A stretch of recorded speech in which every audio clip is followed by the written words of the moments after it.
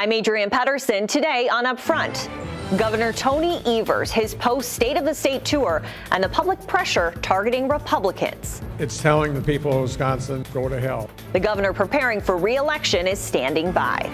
Plus, from 7 to 2, Milwaukee's mayoral candidates here for their first joint appearance since Tuesday's primary. And we hear from the newest candidate for governor, Representative Tim Ramthun. Plus, Milwaukee emerging as a front-runner to host the 2024 Republican National Convention. A look at the tour you'll only see here.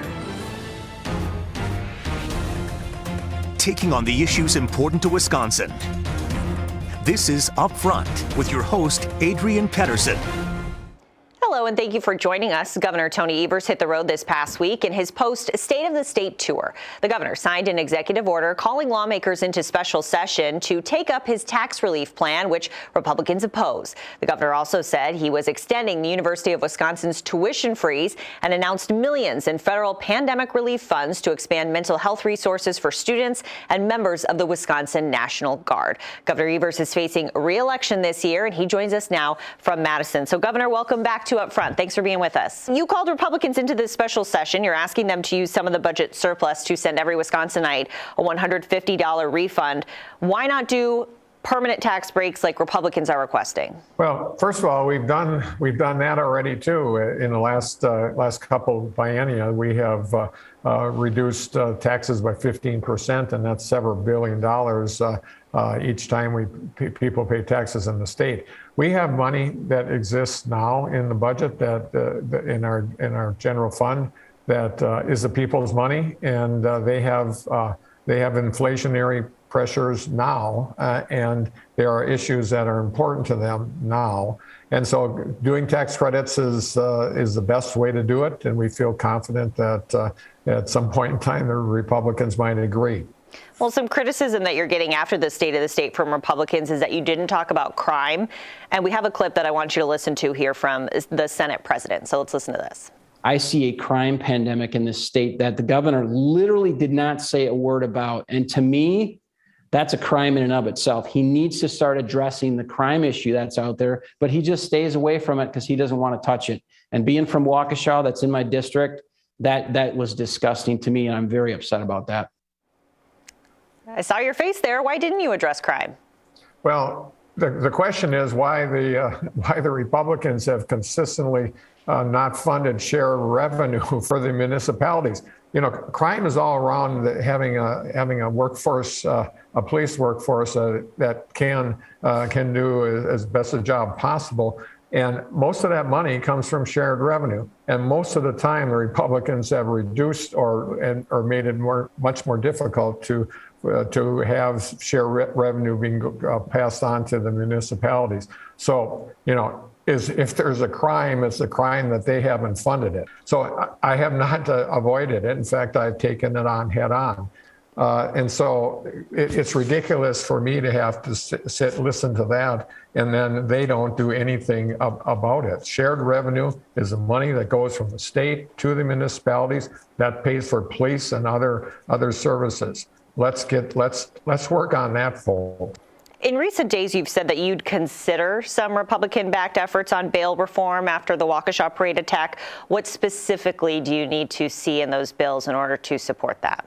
Well, I just want to make sure that all sides have had an opportunity to, you know, whether it's the people that are concerned about criminal justice reform, those that want to toughen up bail. I just want to make sure they had that conversation. And I think there are bills coming my way that I can support, but the proof is in the pudding. I want to make sure that I've seen adequate input from all sides to get behind something. Speaker Vos said on Friday morning on Jay Weber's show that the Assembly will take up 14 election-related bills this week.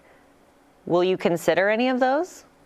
I have to see them first. But the bottom line is, as I talked about in my State of the State speech, is that this is a fundamental democratic issue and not Democratic Party. It's our democracy that's on the line. And if we make it more difficult for eligible people to vote, then that's going to be a problem for me. But I'll wait to see the bills before I, make any final comments. But they know that. The Republicans know that it's an important part of our democracy to encourage people and not discourage people to vote. Should there be any changes to our election system in the state of Wisconsin? Well, obviously the courts have ruled, and there's no data to support that things went haywire this last election. So we'll see. Maybe there might be something. I don't want to predict anything. The only prediction I can give is that if indeed there is an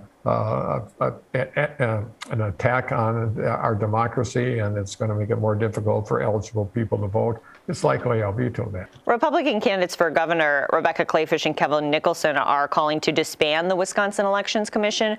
Who do you think should be in charge of elections in Wisconsin? Wisconsin Elections Commission. The Republicans created this system. It's a good system. They have great. The people that work in the Elections Commission. The Elections Commission themselves are hardworking, but the actual state employees that work there are great employees, and they're just getting pummeled for no apparent reason. So no, I think the present system works, and it's been shown throughout any kind of challenge that we've seen. So I support what we have now that was created by the Republicans. And Republicans are moving several education bills. One would dissolve MPS, create it into smaller districts. Would you veto that? Very likely. I mean, there's no data to support that making more bureaucracy is somehow going to make it better for kids learning. So it seems like a stretch. And if you think about it, all the choice that happens in the city of Milwaukee, and then you're going to have kids crossing district lines to go to different schools. I think it's a solution that hasn't been shown to work, frankly. Well, with the primary starting to shape up, we know Kleefisch, Nicholson, Ramthun. You have to have an idea. Who do you want to face in November? I don't have an idea. Whoever wins that primary, I'll be glad to run against them. Clearly, there's a huge movement on all the candidates to the right, and they need to battle that out and figure that out, and then we'll start this campaign in a good way. But it's interesting to watch. But in the past, whether it's Democrats or Republicans, they can figure that out, and we'll have a good election next November. What do you think about a potential Tommy Thompson run for governor? I like Tommy. I worked well with him as the president of the system. I think he did a good job there. Whether he runs or not is somewhat immaterial to me, but I appreciate his work as he's done at the UW system, and he's been a good role model for lots of people. Do you think he will run? Don't know. I mean, if I was him, I would not. But why? Because it's hard work, and I think the Republican Party may be in a little different place than it was when Tommy Thompson ran for governor last time, and it just doesn't seem likely. All right, Governor Evers, as always, thank you for being on the show. Thanks, Adrian. Have a good day. You too.